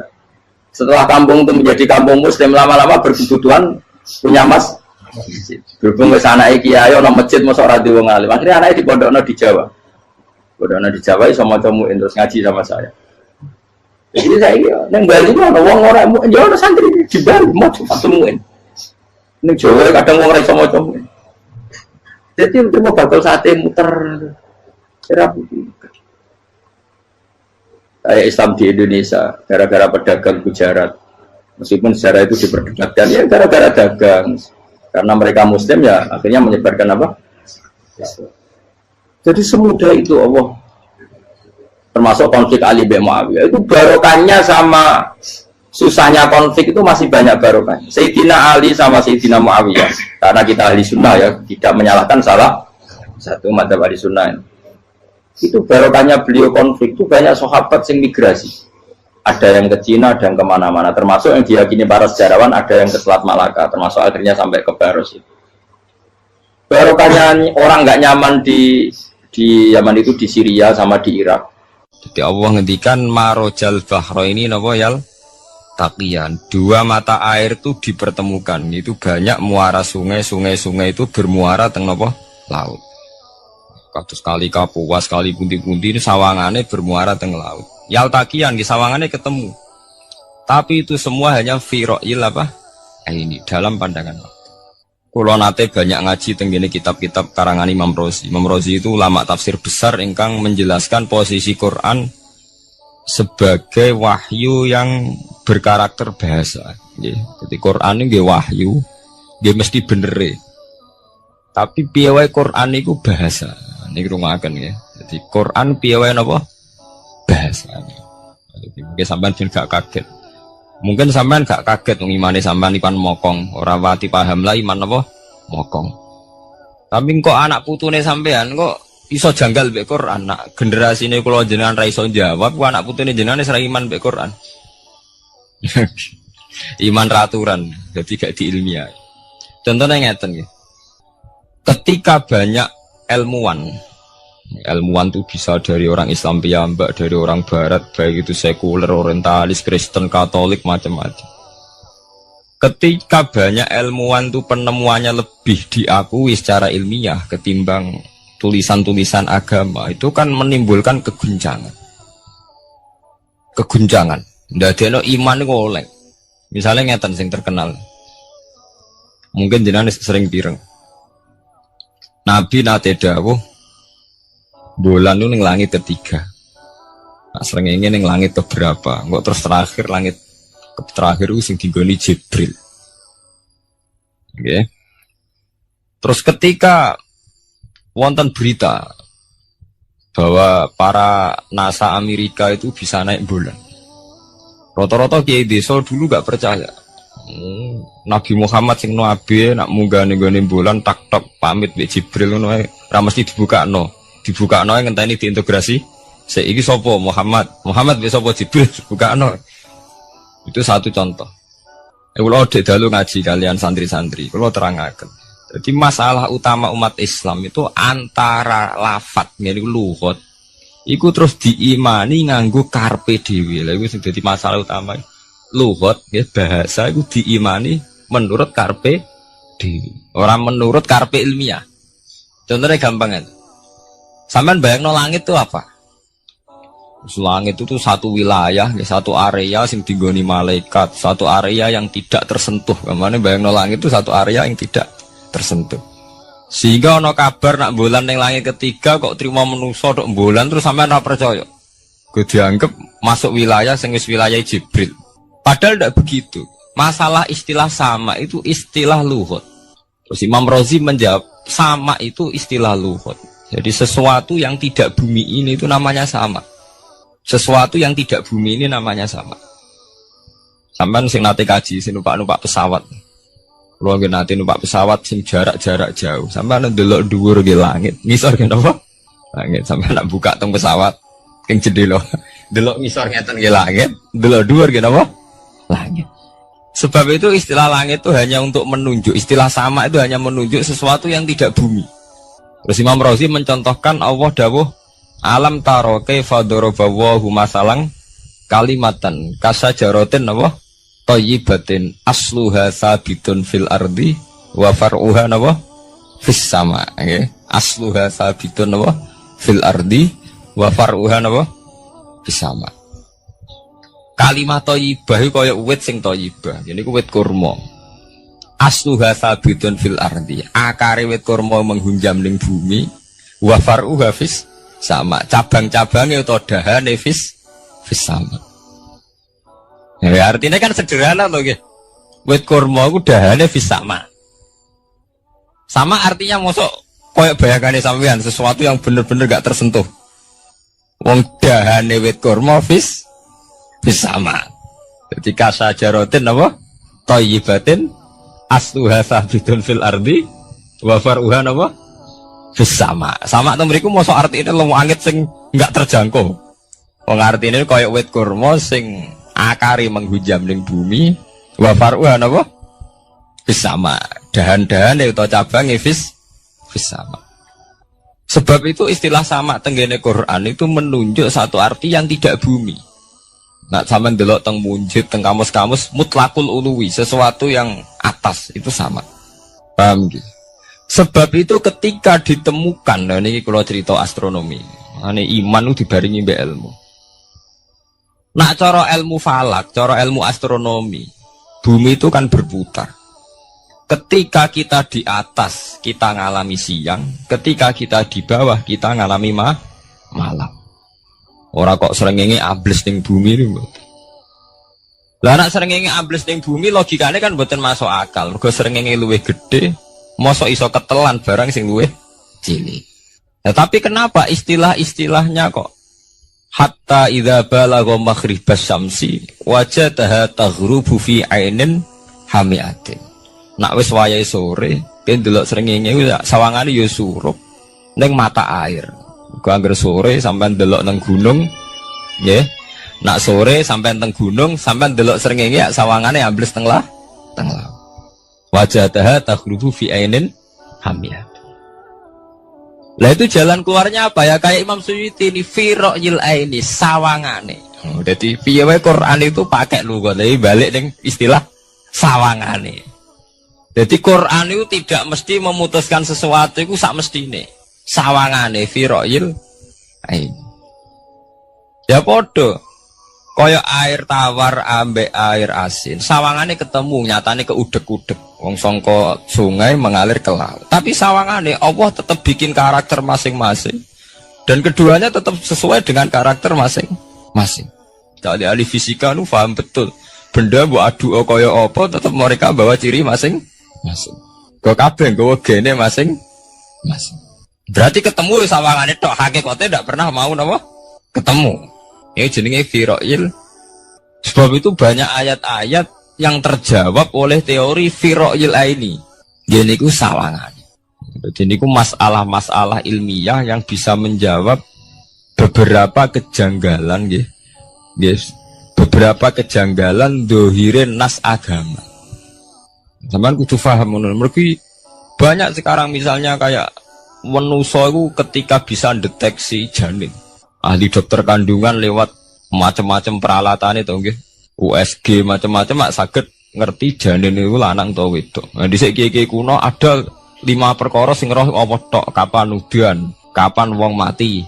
Terus sing ning jero kandungane wong wedok ku lanang apa wedok sing roh Allah tok. Kiye-kiye kuno ngoten. Tapi sakniki wong paling percaya urusan mati tok. Urusan udan secara falak, secara astronomi saged dideteksi to. Wong falak ku iso ngerti iki musim rendeng, musim ketiga. Pergerakan angin sampai ndelok ning perkaryaan cuaca ki rata-rata bener. Ya betul, musim angin, musim hujan, musim kering. Secara ilmiah gini ku wong gini ku setelah kita nentukan ora ana lanang wedok ning gone kandungan wedok manusa roh sing roh apa tok. Sing mari keliru sampean nentokno lanang wedok. Wong apa mau dawuh wa ya lamu ma fil arham. Hanya Allah yang tahu apa yang di rahim. Ma itu cara nahwu itu mubham. Ma itu tidak harus menunjuk laki atau perempuannya. Ma itu lafadz sing mubham. Apa saja, ya kan bisa terkait nasib, ya, bisa terkait kesehatan, bisa terkait gennya normal ndak. Tapi tahu-tahu kita lewat perasaan kita piyambak nentokno wae alam fil arham lanang wedok. Itu yang bolak-balik mulai agama rusak itu tadi. Sesuatu buat makna ini menurut karepem dewi. Iwak tunggale Allah dawuh wa ma min dabatin fil ardi illa ala wahi napa? Rizku kabeh sing gremeng ing bumi Allah nanggung rezeki ini. Cara Allah mulai ambekan ya rezeki sampean ngirup oksigen ya. Iwak akal-akalane sampean bang rezeki dhuwit. Sehingga ketika kira di duit terus janggal jari wa ma min dabatin fil ardi illa ala rizku apa aku ra di duit ra di beras. Nah, itu jenenge maknani Quran menurut karpe dewi. Nah, semaring rusak tatanan bolak-balik terus nuruti karpe dewi. Niki durungaken sanget nggih. Jadi ada masalah-masalah agama. Sing tahu-tahu kita punya pengertian menurut karpe dewi. Ngene ku wau, misale wonten dawuh wa ma min dabatin fil ardi ila ala wahiris kuha asal jenenge dabah pokoke makhluk urip mesti dijatah rezeki masing-masing. Rezeki ku cara Allah nggih mulai ambekan udara kesehatan sampean gak diantem tsunami gak diantem gempa niku rezeki. Tapi manusa di bayangan dhewe rezeki ya dhuwit. Duwe beras kathah. Nak panen kathah. Tapi manusia itu pengetahuan manusia mulane jare pangeran wa kanal insanu zaluman jahula. Manusia ujung-ujungnya itu ya zalim ya bento. Jadi jahulan itu jahil itu maknane bento. Nak jahulan banget bentone. Lah kok mboten bento sepundi? Ketika sampean nganggep rezeki ku artine duwe akeh. Pangeran ngelingno, duwe akeh kowe setruk ya ora iso nikmati. Ya sumpek. Nggih mboten. Ketika kowe bayangno rezeki ku beras akeh apa-apa akeh. Terus kue kecelakaan utawa duwe penyakit apa Yesus. Sebab itu Allah ngendikan masalah rezeki itu masalah potensi kecelakaan. Makanya Allah ngendikan tentang surat Isra itu manusa oleh ngelingno nganggo teori potensi. Afa amintum ayakhsifamikum janibal barri. Allah ngelingno kowe kok ning bumi ngrasa aman, iso wae ujug-ujug ana tsunami. Iso wae ujug-ujug ana gempa. Misalnya kayak saiki selamat, iso wae kapan-kapan ra selamat. Sampai tenggene surat Isra itu diulang-ulang. Afa amintum ayakhsifa bikum janibal bari aw yursila alaikum qasfa min khasifa min bulan bal ini. Kowe kok ngerasa aman ning bumi, iso wae setiap saat kowe kena angin liung, kayak angin belitung. Kowe ujug-ujug kena macam-macam, kena tsunami, kena gempa. Lah teori ini yang sing dadekno manusa iku syukur. Sakjane kita umpama anut Quran urip ku yo gampang syukur tapi yo ora gampang kebablas. Manusa ora ngoten to nggih, numpak pesawat sawangane rawan kecelakaan. Nah dong-dong ning omah sawangane akeh slamet. Lah wong Aceh pas ning omah kabeh kena tsunami sedina 100.000 ludes. Nggih betul. Tapi manusa kedikte jahule bentone wae. Sawangane kecelakaan numpak pesawat. Numpak agam air sawangane kecelakaan. Nak ora sawangane selamat. Lah wong Aceh ning omah kabeh kena tsunami entek. Yang Jogja ning omah kabeh kena gempa 5.000 bablas. Iku jenenge jahula. Manusa akeh bentone. Begitu juga menyangkut hal-hal yang lain. Mulai Allah ngelingno. Jatuh galerian sederenge era tsunami Aceh. Sampean bayangno wong keremak ning laut, nggih mboten. Saiki entek teori kerem ning laut. Wong Aceh ning darat kabeh. Mati nek kerem manusa bento. Yang saking bentone nyongkone jenenge kerem ngenteni ning laut. Pangeran ngelingno jare sapa? Tsunami ya, kerem tapi ning darat, nggih mboten. Jadi pangeran ngelingno bolak-balik. Kula nate ngaji teng Jogja ngoten. Manusa bento, saking bentone iku nak ngomong ya karepe dhewe. Mulane ketika Allah nurono inna woha la yastahi ayyadriba masalam ma ba'udutan. Allah itu gak izin nak sekedar nyontokno barang-barang cilik kaya nyamuk. Tapi manusia saking bintone ngoten, ambek macan wedi. Usahane diterkam macan mesti mati nih. Ambek buadak wedi. Usahane diterkam badak ku akeh mati. Padahal sedikan rata-rata wong mati mbek kuman, barang sing cilik. Nggih mboten. Kabeh ahli medis, ahli ngerti nak wong jarang. Wong sing mati diterkam macan menawa mulai Nabi Adam sampai kiamat kena diitung kok nggih mboten. Lek nak mati mbek kuman. Rak barang cilik. Nggih mboten. Tapi manusa wedine ra mbek barang-barang gedhe. Ono macan do mlayu. Jare sapa saiki wong mati kok pitik flu burung ngono. Lha iku betapa bodhone manusa, gara-gara macan budi iso nyakar kowe wedi. Tapi nyatane macan mboten mateni. Sing mateni malah penyakit saka pitik trimo flu burung. Lha iku betapa daluman jauh lah. Dadi manusa ngomong-ngomong klira-kliru. Mok sawangane tok. Blunder-blunder. Mulane pangeran nak nyipati manusa wis dolim bintu. Maka al insanu zaluman apa? Jauh lah wis dolim napa? Bintu. Menjenak dituruti ngoten klira-kliru. Dadi ngomong-ngomong dibule klira-kliru. Paham ya? Iku sakniki kok sampean ketambahan ilmu anyar sesuatu itu ana sing kaitane napa? Fi ra'il aini, mok sawangan. Sebagian ilmune manusa ya mau nurutin apa sawangane ora nganti tok ilmu hakikat. Sebab itu cara ilmu tasawuf terus ilmu dibagi telu, wonten syariat, wonten tarekat napa wonten hakikat. Mergo nek umpama nuruti syariat tok wong mau sawangane tok. Ya sawangane wis salat wis sujud. Jebule atine ra melok sujud. Atine berontak ene pangeran. Artine sujud kan wong tunduk kabeh ning khairihi wa syarrihi minawa. Jebule sawangane sujud tapi grundal-grundal mbek pangeran jenenge sawangane. Mulane terus wonten ilmu hakikat ora oleh mau nglakoni syariat tok kudu ana hakikate. Muga nek ora ana hakikat ya ngoten niku wau. Mau barang mau amen sawangane tok. Sawangane sedekah jebule bar gaya mbek unda-unda. Dadi sampean nak nganggo ilmu hakikat kan ngerti, manusa mau koyo dakon. Jadi sampean sedekah carane ikhlas ku gampang. Nemen gampang. Cara sampean nganggo ilmu hakikat ikhlas itu sesuatu yang sangat mudah. Malah kowe ora ikhlas itu sing janggal. Lho nggih kula sering ditangkliti, Gus ikhlas kok angel. Lho cara aku malah gampang ikhlas timbang ra ikhlas gampang ikhlas. Kowe anggere ikhlas angel berarti ilmu untuk syariat tok. Nah ilmu mesti hakikat, mesti ikhlas. Mboten mungkin ra ikhlas, mesti ikhlas. Misalnya ngeten. Kula niku gadah dhuwit 10.000. Ya, cek duit, cek ilmu, cek derajat. Gak ada duit 10.000. Sampai kalau menurut pandangan syariat, karena duit itu hasil dagangan jenengan, ya jenengan. Oleh tiang disekakno jenengan, jenengan. Gara-gara sampean ngerasa waem lho, nak dikekno wong ya abot. Nak sampean sedekah yang ngerasa iso ngundat ngundat. Lah awalnya sampean melihat itu secara ilmu hakikat, duit iki wae Allah. Wae Allah ya wae Allah, ora wekku, titipan. Dikekno wong ya wae Allah dolanan mau ning nggonku, saiki ning nggone dhekne kan selesai kan.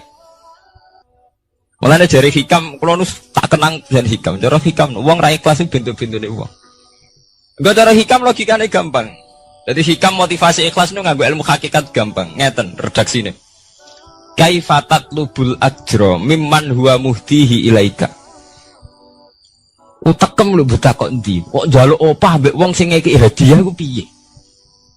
Contohnya ngeten iki, sampean tak kei dhuwit 1 juta. Tak kei. Sampean tak kon dagang. Bareng tak kon dagang sukses badi. Bareng badi yo opahne ning aku. Kan lucu to nggih, wong sing ngeki hadiah kok malah dijaluki opah. Jare hikam wong Islam iku iman, iso salat sebab taufike Allah. Iso haji sebab taufike Allah. Kita iso ibadah sebab taufike Allah. Bareng-bareng Allah ngekek taufik kok dijaluki opah. Lho nuntut opah mbek wong sing ngekeki. Lha iku lucu ta ora lucu? Masuk akal ta masuk akal? Jadi sajane gampang supaya ke salat ikhlas yakin ya Allah salat kula sebab kersane jenengan. Nggih pun apa jero opah wis isin dikek hadiah salat pira-pira to. Sing mareke nuntut mergo GR ujub. Wah, aku iso salat. Nek iso salat berak swarga lho ujub. Berarti bolak-balik kenapa kita ikhlas susah? Mergo awale ilmu mbok kawal ilmu syariat. Nek cara ke awale cara melihat ilmu hakikat, ikhlas ku gampang. Nggih mboten. Lha mboten ku ya tenan. Gampang ku di ikhlas jenengan mbek ilmune kula. Sampeyan rasakno sih. Dadi ikhlas kudu dimulai kok ilmu hakikat sih. Iku gampang. Kayak kula misalnya mulang, ya Allah jenengan negdir kula ngalim, negdir kula saged mulang. Berarti jenengan maringi kula saged ibadah. Selesai kan? Nek nuruti syariat. Wah, guru sak huruf dadi 1000 dinar. Terus gampang gremeng kan kula. Ngaji gak dihormati, nyangoni sithik ora karu-karuan. Mana? Gara-gara pertama mandang sing nganggo syariat, aku mulang. Berarti berhak untuk alfun apa? Dinar. Wong jare ala-ala jare mulang sak huruf ditarik pinten? 1000 dinar. Paham ya? Tapi nak pertama nganggo ilmu hakikat, aku mulang ditakdir pengiran, ditakdir di kesempatan ibadah. Ampun kok nganti nuntut, terus aku pikiran jenenge nuntut, jenenge ngundat-ngundat pun mboten apa? Kepikiran. Paham nggih? Dadi saiki dilatih carane ikhlas piye anut ilmu hakikat. Ilmu sing awale wis anut ilmu napa? Hakikat. Nek kowe ya pertama nganggo syariat, ikhlas meksa kowe. Mesti bukti to, sampean ngrasa di dhuwit, ngrasa nglakoni salat, ngrasa mulang, tak ulang tenanan. Jebule rapati ngurmati aku. Ya tersinggung to. Lho nak tersinggung tiyang ikhlas mboten menyangkut ngoten. Ora pantes Quran diulang kok kowe terlambat, Quran diulang kok kowe guyon. Mergo piye standar Quran diulang kudu idza dzikrallah wajilat qulubuhum wa idza tuliyat alaihim ayatu zadadhum. Kan benten to nggih mboten menyangkut pribadi tersinggung mboten, tapi supaya Quran itu bener-bener zadadhum napa? Iman. Anak tersinggung syariat ono, gak ngregani wong sepuh. Nak sing kiai jadi gak ngergani kiai, kok bareng umur itu gak ngergani wong tua, malah nyiksa hati tuh. Tuh. Nah, sampean nganggo ilmu hakikat selesai. Ora kepikiran blas. Mulane cara sing aran hikam, sing aran